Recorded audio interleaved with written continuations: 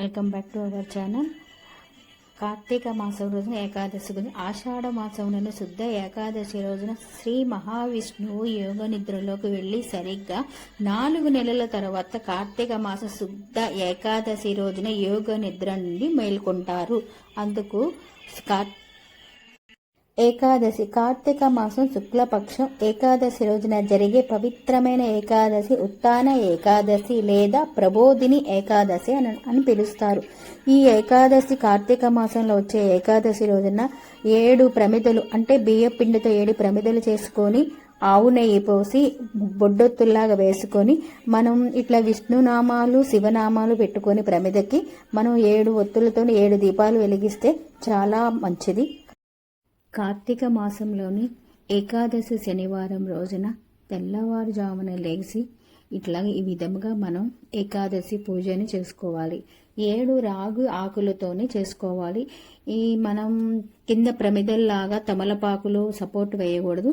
ఇట్లాగా 7 ప్రమిదల్లాగా బియ్యపిండితో చేసుకొని ఆ బియ్యపిండికి విష్ణునామాలు శివనామాలు పెట్టి 7 ఒత్తులు వెలిగించి అలానే పువ్వులతోని అలంకరించి ఈరోజు విష్ణుమూర్తి ఉపవాసం ఉంటారు కనుక విష్ణుమూర్తికి నైవేద్యము పెట్టకుండా మామూలుగా నీళ్లతోనే ఆరగించి మిగతా స్వాముల వారికి నైవేద్యం పెట్టాను.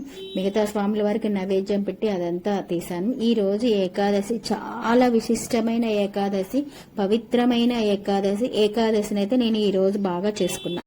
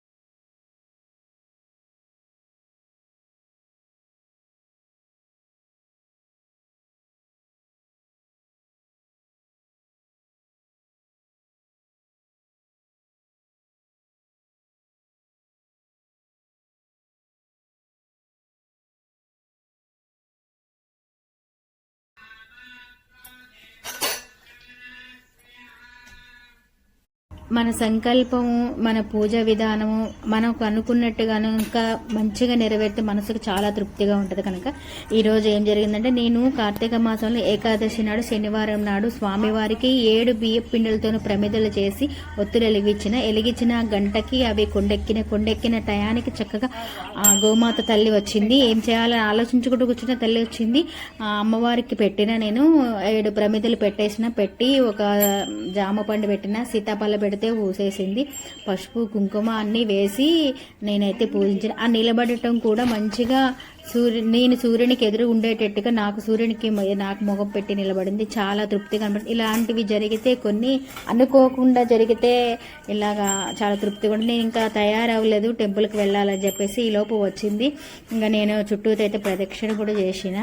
మనం ఆ పిండిని తినలేము, ప్లస్ బయట పారేయడానికి మనసు కూడా అంగీకరించదు. లాస్ట్కి ఇంకా అవి వెళ్ళట్లేదు. సరే అంటే బియ్యం పెట్టమంటే ప్లేట్లోని మళ్ళీ బియ్యం పోసుకొచ్చి పెట్టి పసుపు కుంకుమ వేసి ప్రదక్షిణ చేసి ఈరోజైతే సంపూర్ణమైంది నా పూజ.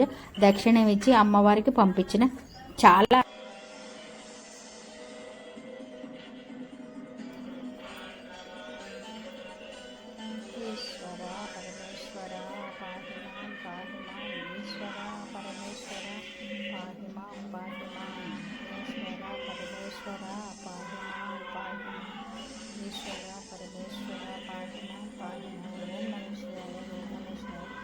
హర మహాదేవ శంభో శంకర. ఈశ్వర పరమేశ్వర హర మహాదేవ శంభో శంకర.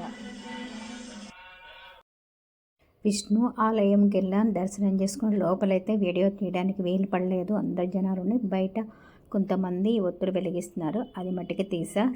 సింహద్వారం, ధ్వజస్తంభం,